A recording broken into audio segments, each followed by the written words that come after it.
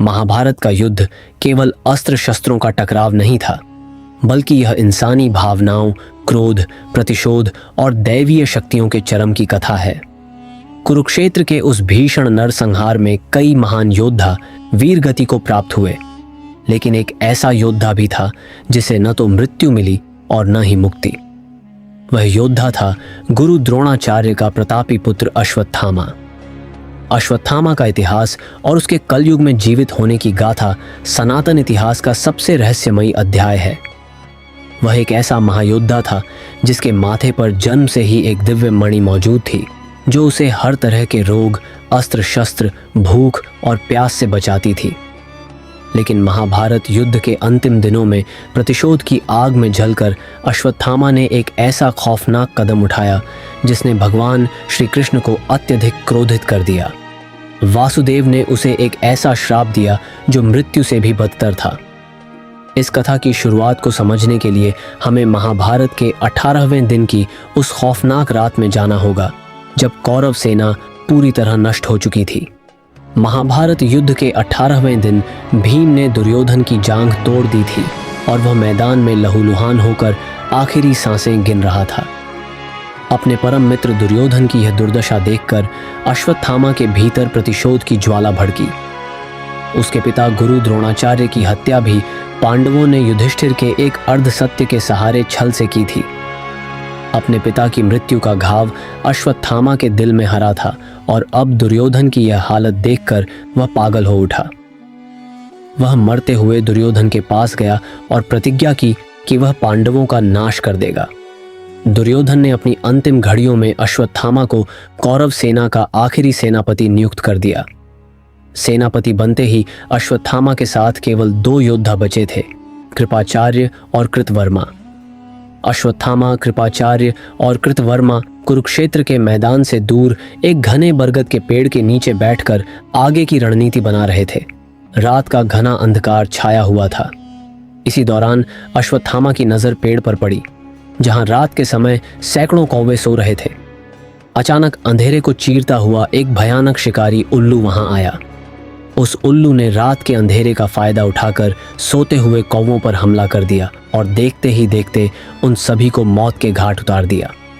सोते हुए कौवों पर उल्लू के इस हमले को देखकर अश्वत्थामा के दिमाग में एक क्रूर विचार आया। उसने सोचा कि जब पांडव जाग रहे होते हैं तब उन्हें सामने से हराना असंभव है, क्योंकि साक्षात भगवान श्री कृष्ण उनके रक्षक हैं। लेकिन यदि रात के सन्नाटे में जब पूरी पांडव सेना गहरी नींद में सो रही हो, उन पर हमला किया जाए तो आसानी से उनका खात्मा किया जा सकता है। कृपाचार्य ने अश्वत्थामा को रोकने का प्रयास किया और कहा कि सोए हुए योद्धाओं पर वार करना धर्म के विरुद्ध है, यह कायरता है। लेकिन प्रतिशोध की आग में अंधे हो चुके अश्वत्थामा पर किसी बात का कोई असर नहीं हुआ। उसी भयानक रात को अश्वत्थामा पांडवों के शिविर की ओर बढ़ा। लेकिन जैसे ही वह मुख्य द्वार पर पहुंचा, वहां एक अत्यंत विशाल और डरावनी अदृश्य शक्ति रास्ता रोककर खड़ी हो गई। वह शक्ति कोई और नहीं बल्कि स्वयं महादेव का एक रूप थे, जो पांडवों के शिविर की रक्षा कर रहे थे। अश्वत्थामा ने उस शक्ति पर अपने सारे दिव्य अस्त्र चला दिए, लेकिन वे सभी अस्त्र उस महाशक्ति के भीतर समा गए। तब अश्वत्थामा ने रथ से उतरकर भगवान शिव की अत्यंत कठोर और उग्र स्तुति शुरू कर दी। उसने अपनी तलवार निकाली और स्वयं को भगवान शिव के चरणों में आहुति के रूप में समर्पित करने लगा। अश्वत्थामा के इस परम साहस को देखकर भगवान शिव प्रकट हुए। शिवजी ने कहा कि पांडवों का समय अब पूरा होने वाला है। भगवान शिव ने अश्वत्थामा को एक अत्यंत दिव्य तलवार सौंपी और उसके भीतर अपनी आंशिक रुद्र शक्ति का संचार कर दिया। अब अश्वत्थामा साधारण मानव नहीं बल्कि साक्षात काल का रूप बन चुका था। शिविर के अंदर पूरी सेना और द्रौपदी के 5 पुत्र गहरी नींद में सो रहे थे। उधर भगवान श्री कृष्ण अपनी दिव्य दृष्टि से इस होने वाले विनाश को पहले ही जान चुके थे, इसलिए उन्होंने बड़ी चतुराई से 5 पांडवों और माता द्रौपदी को उस रात शिविर से दूर किसी अन्य स्थान पर भेज दिया था। शिविर में केवल पांडवों के 5 पुत्र और सेना मौजूद थी। अश्वत्थामा ने शिविर के भीतर कदम रखते ही कत्लेआम शुरू कर दिया। उसने सबसे पहले अपने पिता के हत्यारे धृष्टद्युम्न की छाती पर पैर रखकर उसे बड़ी बेरहमी से कुचलकर मार डाला। इसके बाद उसने शिखंडी और पांडवों के 5 पुत्रों को एक एक करके सोते हुए ही मौत के घाट उतार दिया।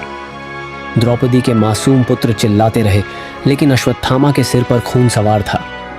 उसने पूरी पांडव सेना को गाजर मूली की तरह काट दिया। चारों तरफ चीख पुकार मच गई। सुबह होने तक पांडवों का पूरा शिविर श्मशान में तब्दील हो चुका था। अश्वत्थामा इस भयंकर पाप को अंजाम देकर सीधे मरते हुए दुर्योधन के पास पहुंचा और उसने दुर्योधन को बताया कि उसने पांडवों के सभी पुत्रों का खात्मा कर दिया है। दुर्योधन ने यह सुना तो उसके चेहरे पर एक सुकून की लकीर खिंच गई कि पांडवों का कुल आगे बढ़ाने वाला अब कोई नहीं बचा, और इसी संतोष के साथ दुर्योधन ने अपने प्राण त्याग दिए। उधर जब सुबह 5 पांडव और माता द्रौपदी अपने शिविर में लौटे तो वहां का दृश्य देखकर उनके पैरों तले जमीन खिसक गई। द्रौपदी अपने 5 जवान पुत्रों के कटे हुए सिर और शवों को देखकर फूट फूट कर रोने लगी। द्रौपदी ने प्रतिज्ञा की कि जब तक पापी अश्वत्थामा का वध नहीं हो जाता और उसके माथे की दिव्य मणि निकालकर मुझे नहीं सौंप दी जाती, तब तक वह अन्न जल ग्रहण नहीं करेगी। अर्जुन ने अपनी गांडीव धनुष उठाकर श्री कृष्ण के साथ अश्वत्थामा का पीछा करने निकल पड़े। अश्वत्थामा महर्षि वेदव्यास जी के आश्रम में जाकर छिप गया था। जब उसने देखा कि अर्जुन और श्री कृष्ण क्रोध में उसके पास पहुंच चुके हैं तो वह डर गया। अपनी रक्षा का कोई उपाय न देखकर उसने घास के एक तिनके को हाथ में लिया और उसे परम विनाशकारी ब्रह्मास्त्र के रूप में अभिमंत्रित करके अर्जुन की तरफ छोड़ दिया। ब्रह्मास्त्र के छूटते ही पूरे ब्रह्मांड में प्रलय जैसा माहौल बन गया। भगवान श्री कृष्ण ने अर्जुन से कहा कि इस महाविनाश को रोकने के लिए तुम्हें भी अपना ब्रह्मास्त्र छोड़ना होगा। अर्जुन ने तुरंत मंत्रों का उच्चारण किया और अपना ब्रह्मास्त्र छोड़ दिया। दोनों महाशक्तियां हवा में एक दूसरे के सामने आ गईं। ब्रह्मांड को नष्ट होने से बचाने के लिए महर्षि वेदव्यास ने बीच में आकर दोनों योद्धाओं को अपने अस्त्र वापस लेने की आज्ञा दी। अर्जुन ने अपना ब्रह्मास्त्र वापस बुला लिया, लेकिन अश्वत्थामा के पास वह ज्ञान नहीं था। पांडवों के वंश को पूरी तरह समाप्त करने की नीच भावना के कारण अश्वत्थामा ने उस ब्रह्मास्त्र का रुख अर्जुन के पुत्र अभिमन्यु की पत्नी उत्तरा के गर्भ की ओर मोड़ दिया।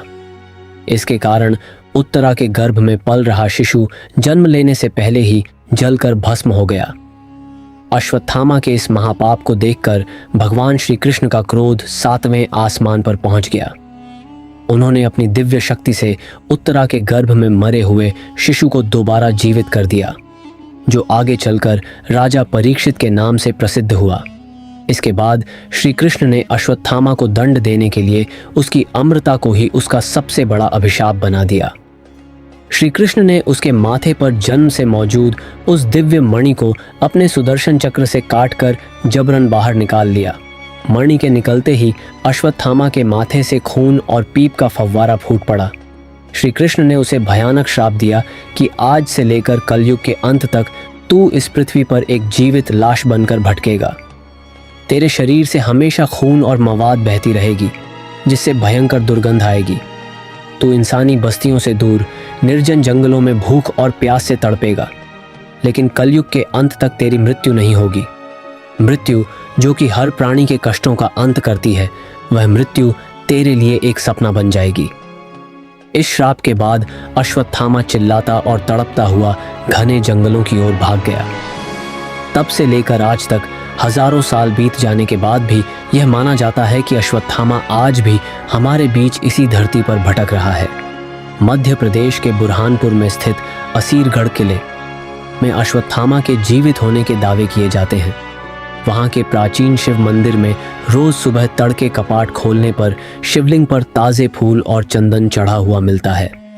स्थानीय लोगों ने कई बार एक अत्यंत लंबे इंसान को देखने का दावा किया है, जिसके माथे पर गहरा घाव है और वह राहगीरों से तेल या हल्दी मांगता है। अश्वत्थामा की यह खाता हमें यह सिखाती है कि प्रतिशोध की आग में अंधा होकर किया गया कर्म इंसान को राक्षस बना देता है।